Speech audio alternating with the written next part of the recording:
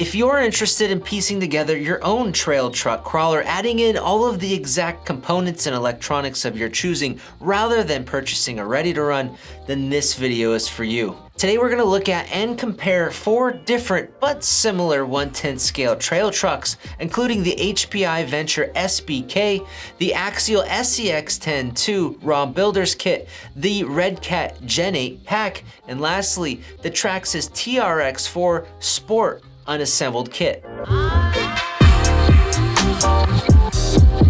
The first model we're going to take a look at is the HPI Venture SBK or Scale Builders Kit. This is a 1/10 scale crawler that is a kit. You have to assemble it from the ground up, as well as add in all the extra parts required. So for our layout, the SBK uses a steel C-channel adjustable chassis with a front motor positioning layout with a center transfer case and then rear battery positioning.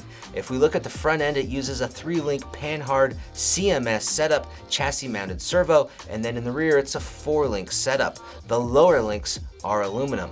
If we look at the shocks, they also feature aluminum threaded shock bodies, but as far as most of the materials used on the SBK, they're going to be plastic axle housings, tranny housings, rock sliders. There is aluminum used on this model, like on those shocks and the diff covers and a few other spots here and there, but the majority of the materials used on the SBK is plastic. The items needed to finish this model are going to be a steering servo, a motor, a battery. You'll need a crawler body. You'll also need crawler wheels and crawler tires, as well as front and rear bumpers if you want them, as they are not included. Comparing this SBK to the ready-to-run Venture, this SBK includes a few option parts that you wouldn't normally receive, like the front universal drive shafts, the aluminum lower links that we mentioned, the rear 4-link setup that we mentioned, and then the internal axle weights are all included with the SBK. Next on our list is the Axial SCX10 II Raw Builders Kit. This is a kit, so it will require assembly along with all of the extra components to finish it off. The Raw Builders Kit features a steel C-channel chassis with a centered transmission. There's no transfer case, so that gives us a center motor position with a forward battery position. To go along with that forward battery position, the Raw Builders Kit also features a CMS chassis mounted servo with a 3-link panhard front setup, and in the rear we have a 4-link setup. Those links are aluminum material and we have a metal drivetrain. If you look at the shocks, we use a plastic threaded shock body on the Raw Builders Kit, and then if you look at the materials used elsewhere, it is primarily plastic. Our axle housings, our rock sliders, our shock hoops, mainly plastic used for our materials. To finish off this model, some items will be needed. You'll need a steering servo, you'll need a motor, an ESC, possibly a BEC. Of course, the radio gear will be needed. And then to finish off the model, a body to match your wheelbase is required, tires and wheels, and then a rear bumper if you choose. There is a front bumper included. What option parts are included in this that are not present in the ready-to-run? Well, the Raw Builders Kit includes the aluminum links, and it includes aluminum links to cover all 3 wheelbases. So those links are included for the 11.4 inch, the 12 inch, and the 12.3 inch wheelbase. All of those aluminum links are included. And then some of the SCX10 II ready-to-run models, mainly the early released versions, have plastic transmission gears, so this model will have those upgraded metal transmission gears. The last notable things about the Raw Builders Kit is that it includes the 1-piece AR44 axles, not the multi-piece, and then that front bumper that's included is a CRC plastic front bumper. The next model on our list is the Redcat GEN8 pack, pre-assembled chassis kit. So this model comes pre-assembled but does not include any of the extra components, but most of the chassis is assembled for you. The only items that will require some assembly on this model are the installation of the bumpers, of the axle hexes, and then the body posts will have to be added to the chassis. Like the other trucks we've looked at so far, the Gen 8 pack features that adjustable steel C-channel chassis rails. We also have this forward position transmission, so our motor position is forward, and then we have a transfer case that's very low CG underneath this center battery tray. The Gen 8 pack also features a metal drivetrain with a CMS setup chassis mounted servo in the front with a 3-link panhard setup, and in the rear it is a 4-link. These links are also metal, although Redcat doesn't specifically say that they are aluminum, but they probably are aluminum.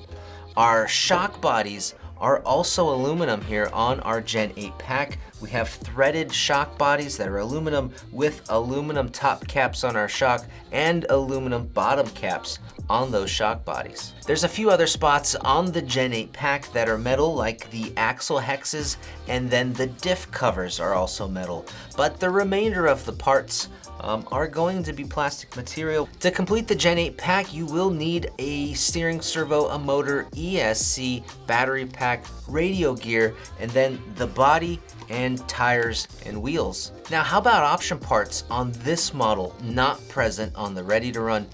There are none. There are no extra parts or better materials used on this model versus the Ready to Run. The Pack 8 includes all of the same items. Notable mentions for the Gen 8 pack are that it includes portal axles, which have some great benefits on the trail, and they're a fantastic way to raise the ground clearance of the model without using larger tires.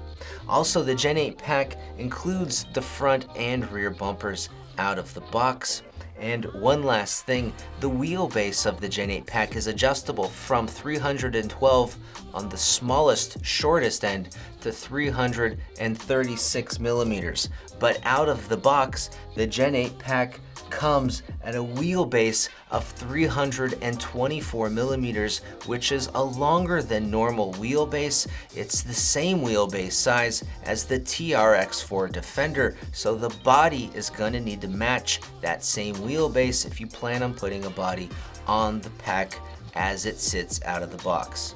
Next up is the Traxxas TRX4 Sport Unassembled Kit. Now, this is different than the TRX4 Kit, which does require assembly, but that model includes all of the electronics needed. With the TRX4 Sport Unassembled Kit, there are no electronics included with this model, but it does require assembly. The backbone of this model is the steel C-channel chassis, which is adjustable with options of 300, 312, 324, and lastly 336 millimeters. In the stock configuration, it's at 312 millimeters. For the electronics layout, we have a forward mounted motor, and then the battery is in the center, more towards the rear. We also have a metal drivetrain in this TRX4 with the CMS chassis mounted servo up front, so that's going to be a 3-link panhard setup, and then the rear it's a 4-link setup, and those links are made out of steel material. The shocks included with this model are the Traxxas GTS aluminum shocks, so they use an aluminum threaded shock body. The shocks come partially assembled with the model, as well as including a bottle of shock fluid. The overall materials used on the TRX4 Sport Unassembled Kit are mainly plastic, but there's a lot of steel used throughout in the drivetrain and the gears.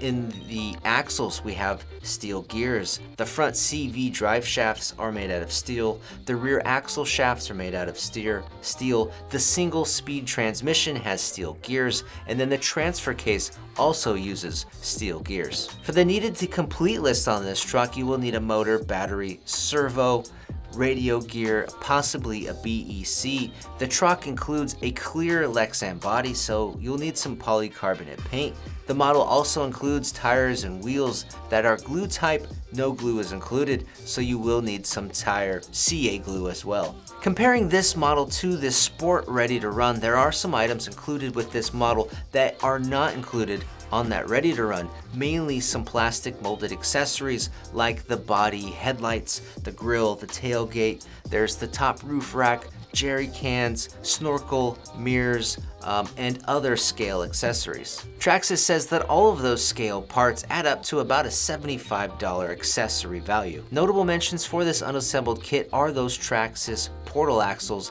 that the TRX4 is famous for, and they include steel gears. And then you'll also receive the accessory pack with this model, as well as a clear Lexan body and tires and wheels. For a quality electronic setup in these trucks, brushless or brushed is really up to you. Most electronic systems for crawlers will accept a 2 or 3 cell LiPo battery.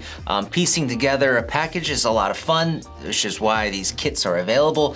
AMain Hobbies also has some pre-bundled electronics packages with the battery, motor, ESC, and then of course a steering servo.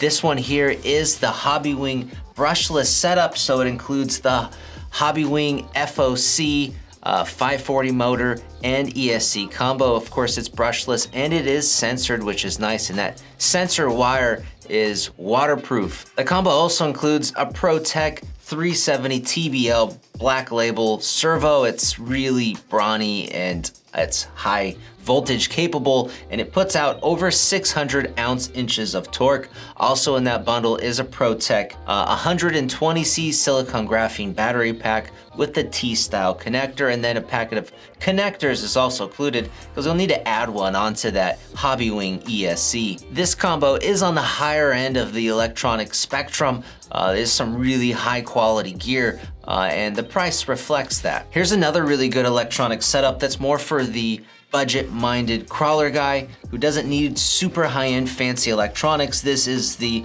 Hobbywing brushed combo package that AMain's put together. It's the Hobbywing Quick Run, it's the waterproof ESC, it's of course for brushed motors, and then the Hackmoto 35-turn motor is included in this bundle, along with an EcoPower 120T waterproof servo that puts out over 330 ounce-inches of torque, and that's at only 6 volts. And then there is the EcoPower Trail 3-cell pack, and then another packet of T-style plugs to be added onto that ESC. When choosing a crawler body, it really has to do with what the wheelbase of the truck is. So for most standard crawlers, it's a 313 millimeter wheelbase, but all of these trucks we looked at do have adjustable wheelbases, so picking a body is really up to the user. It's a personal preference thing, but the wheelbase of the body must match the wheelbase of the truck. When choosing tires and wheels, there are a lot of options. So we'll link that stuff down below. If you guys are curious, you can check it out and shop around. There are so many different options and configurations of how to put a truck together. It's pretty crazy. If you guys have any questions on any of the stuff that we talked about in this video, please let us know down below in the comments. And again, check out those links down below if you want more information. I'm Brett from AMain Hobbies. Thanks for watching. What's this? I don't know.